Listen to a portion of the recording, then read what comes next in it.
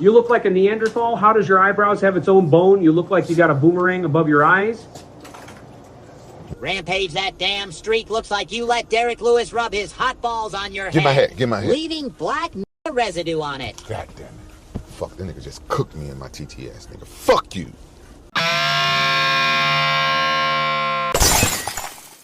It just never ends, boys. It just never ends. Don't blame me for milking the situation. I'm only doing what anybody else would do when a situation just keeps progressing into outright fucking insanity. How y'all doing today? My name is Millennial Smark, and I'm bringing you the slop, the whole slop, and nothing but the slop. And apparently, this is what we're doing now, okay? Apparently, rather than actually talk about Roger Jackson getting arrested, instead, we're gonna fucking reward him. So we're gonna talk about that. Apparently there's a streamer or somebody out there who's really, really famous named Agent 00 who's calling out the referee and he wants his head on a fucking pike. RVD versus Stevie Richards. Who is the morally right one and who's the morally wrong one, right? And apparently Roger Jackson gets challenged to a boxing match. Timestamps, you can see it in the pinned comment section or you can see it in the description box. With that being said, let's get into why I wanted to make today's video. Initially, what are we doing, folks? What are we doing? Take a look at your screen. And that quote from Danger Pro Wrestling. You know, I hope they know what they're getting themselves into. In a bold move, Indy Pro Wrestling Company, Danger Pro Wrestling, books now infamous son of Rampage Jackson, Roger Jackson, for upcoming appearance at their events. And the comments, man, they don't look too happy about this. One comment says, "This might be one of the most pathetic things I've ever seen in recent independent wrestling history. Shame on all y'all if this is true. Is his opponent accountability? This is gross. Oh dear, anything for exposure, I guess." And the comments just go on and on and on, just dogging the hell out of this company, man. And look, I'm in a weird position because if you see the history of my channel, I'm not one to advocate for cancel culture. I guess that's what I'm technically doing right now. And it puts me in the bind because this, man, I hate doing this, right? But then at the same time, you know, you cannot unsee what you've seen, right? You're looking directly at the actions that was perpetrated by someone who did something horrendous, evil, egregious. You know, he tried to murder somebody, right? You know, had no one pulled him off of him, he would have ended up doing Stu in. And it's like, you do this at an indie promotion, you notice all the things that are occurring right now, and you see this at the indie promotion, and you know, it's just weird to me that you will go out of your way as an indie promotion to advocate, to want to bring a person in who just did what they did. You know, that's the part that kills me the most. Like I said, I'm not all for cancel culture. I hate that, but you can't unsee what your eyes have just seen. And when you actively see someone doing something like this in a location that is very similar to your location, and you bring them in, like, I just don't understand. Like, is this all a publicity stunt?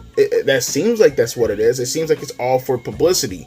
Now, I will say, from a legal standpoint, he has not been arrested yet. I don't know why. I don't know what the fuck is the holdup, but he hasn't been arrested yet. So I guess legally he doesn't have to not do what he did. You know, I mean, we're not legally, he's in the clear to do whatever he wants to do as far as freely move, I guess is the best way to say it, right? So if he wants to make money and he's legally able to do it, then I guess go for it. But honestly, I don't even think it's a good position for Roger, because there's a lot of people who, they don't like him right now, man. He did something very, very wrong.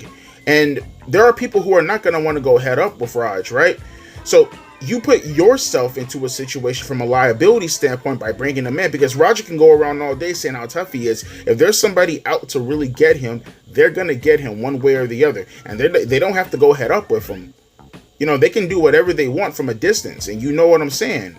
Now, will they take it that far? I don't know. But it's just a liability issue for your wrestlers, because he already proved that he's a complete nutcase and he's a loose cannon. He'll do whatever the fuck he wants to do, right? And no one's going to stop him. And like I said, from a fan perspective, because you don't know who's going to be able to get involved and maybe take matters into their own hands to get revenge on behalf of Stu. You just don't know. Everything about this, I don't feel it's worth it for how much money you end up getting out of this situation. You know, again, I know the whole cliche, all publicity equals, you know, good publicity, but I think this is one of those circumstances where it's like, nah, this is bad publicity. This is bad publicity. And like I said, morally, I just don't, I don't feel good knowing that rather than being arrested, he's capitalizing on a situation in regards to a man who nearly died. I just think there's something really disconnected and really fucked up with that situation. But what can I say, man? One person's trash is another person's treasure, I guess, right? But moving on, RVD and Stevie Richards are going back and forth in regards to what is the right thing to do, morally speaking, when approaching this topic in regards to Roger Jackson. Now, I will say Rob Van Dam did initially say that he had his back, but from what I can see, it looks like he's now starting to backpedal on that a little bit. There was one guy that he was talking to, and while they were going back and forth on the actual conversation, he was pretty much pressed by one of his subscribers asking whether or not he deserved jail time.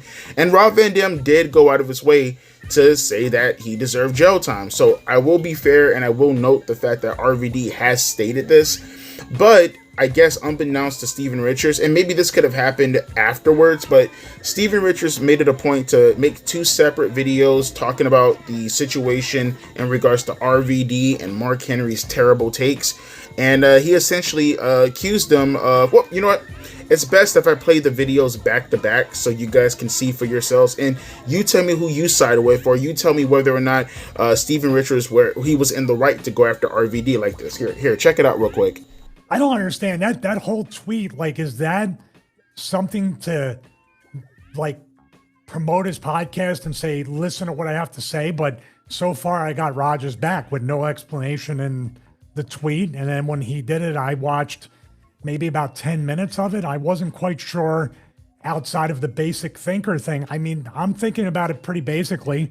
Like Chael Sonnen says, it's an overcomplicated issue, which is kind of, you know, connected to this way of thinking.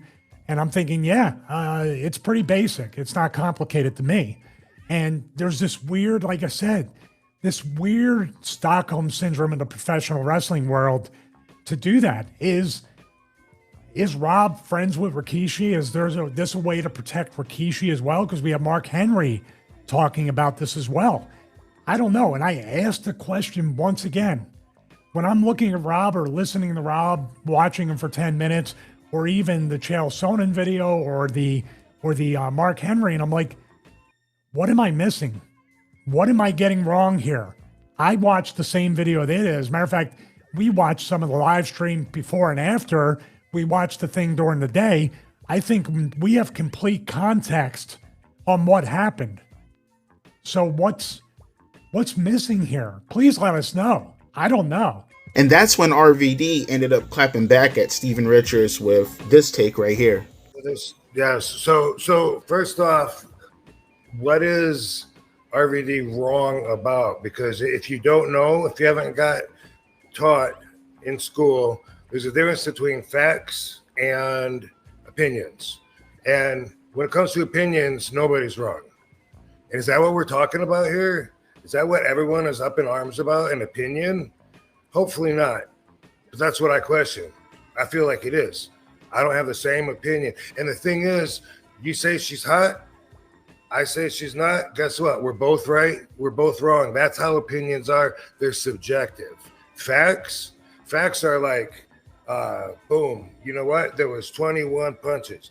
I don't know how many they were, but I do know that I was wrong last week. I feel like I was wrong. I'm not standing behind the number that I said of 16. It looked like several of them were grazes, but like I was like, why is nobody else seeing that fact that I did?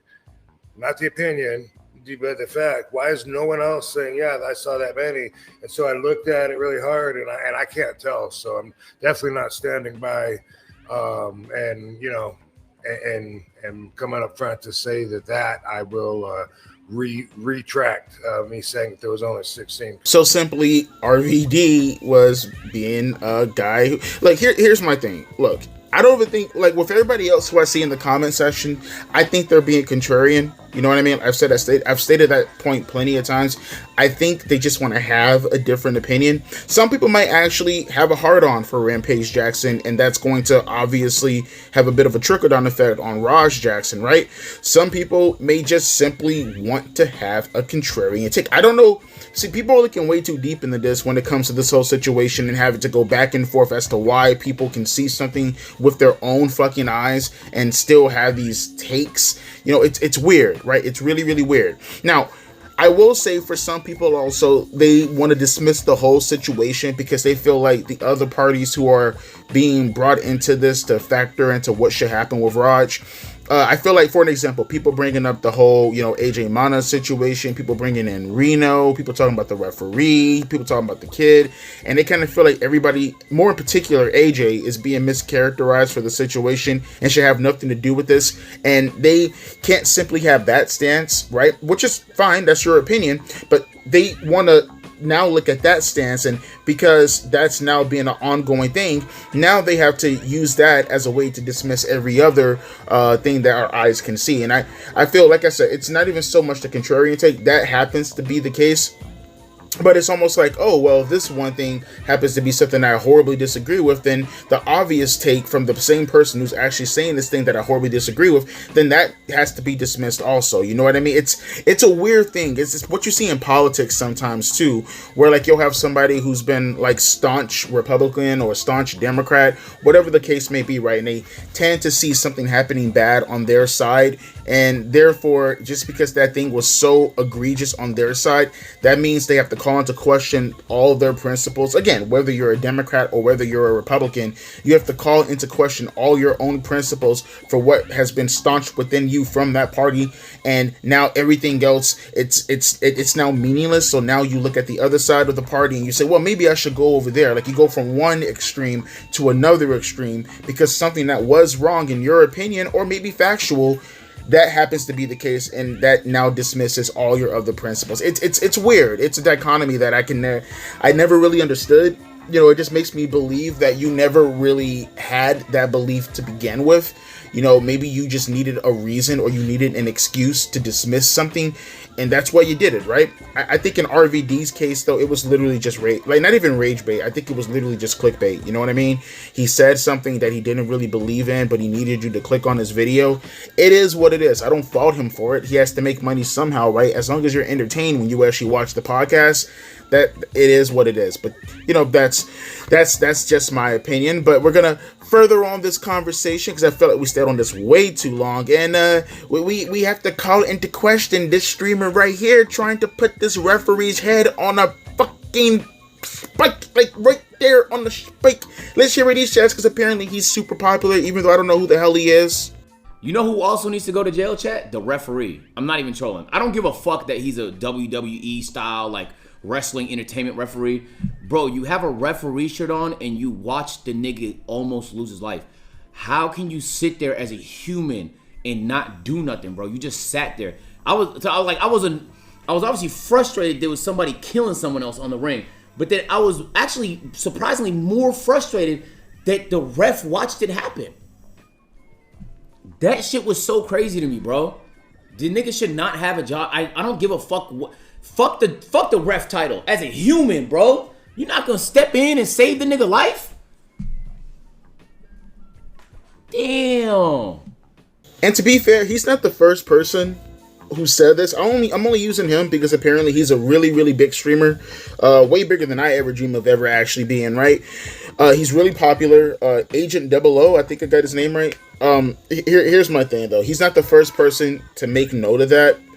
I just want to sit here and I want to say that if you want to blacklist this referee from, I don't know, and I feel like I had this take earlier. I was like, because at first I was like, oh fuck, like maybe this referee should be blacklisted. He should be blackballed from the business, all this stuff. I think you should blackball him for what he did afterwards. When he had the wrestler get on top of Stu and pin him, that action right there is blackball worthy. That right there is no excuse. That was within his control. I don't know why he did that. That was clown behavior.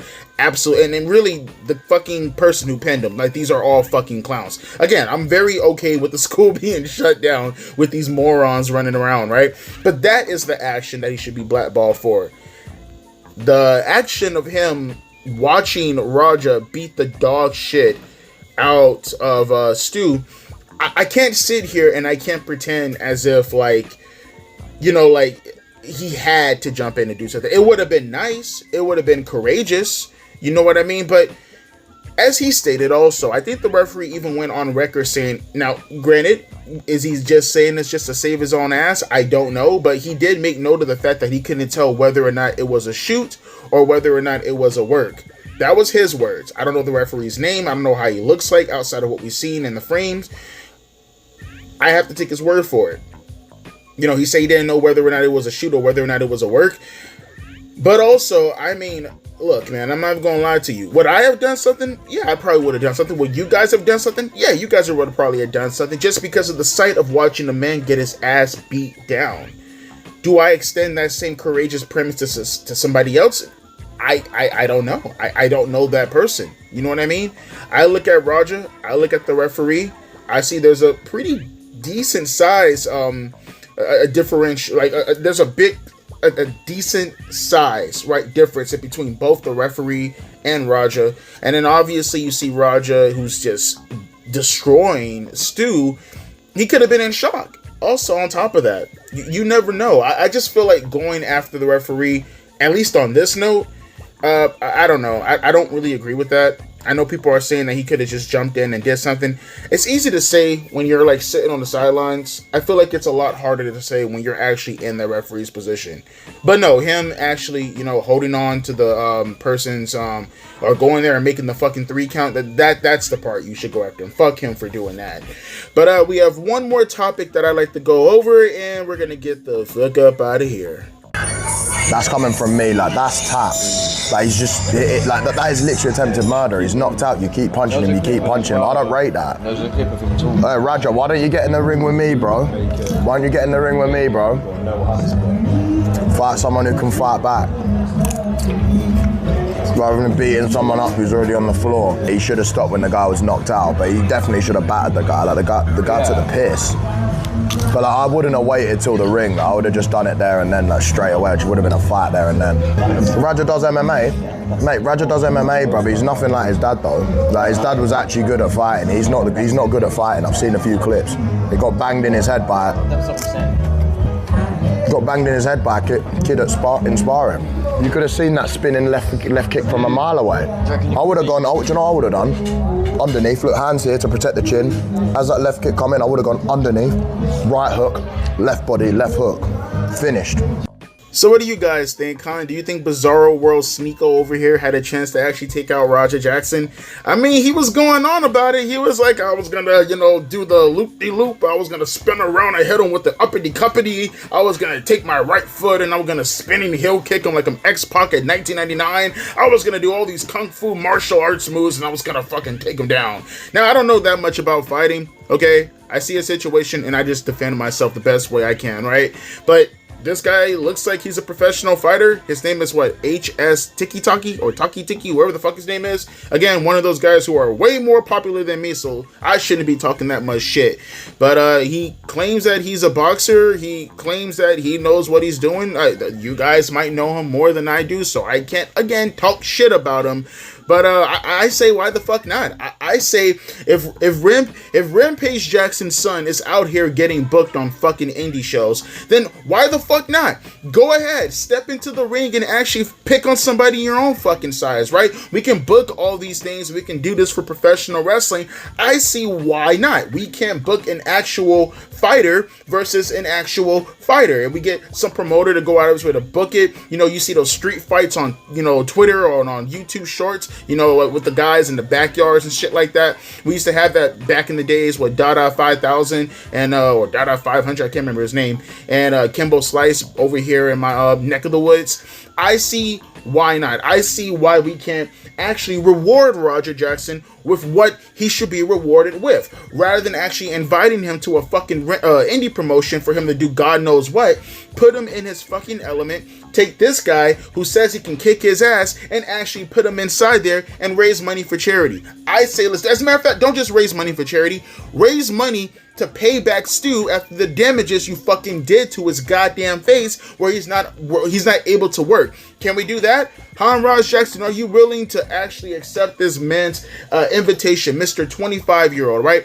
Are you really willing to do that? Fight another fucking adult man who's actually conscious and know that you're actually going to head him up.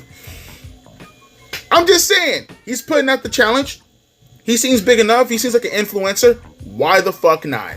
But let me know your guys' thoughts in the comment section below as to how you feel about today's videos. How do you feel about the whole situation in regards to the referee? Do you agree with Stevie Richards? Do you agree with Rob Van Dam as far as whose side you pick, as far as, you know, Roger Jackson and this whole situation? I think it's clear enough, but who am I to tell you what to do? I am. You should pick, you know, Stevie. But again, that's just me. Pick Stevie. Stop being retarded. How do you feel about this TikToker guy going out of his way to want to fight Roger Jackson? And more importantly, are you willing to support this indie promotion who wants to put Roger Jackson on their card? Let me know your thoughts down in the comment section below. As always, my name is Devontae, and I'll be catching you fine folks later. Deuces and a P-Eyes.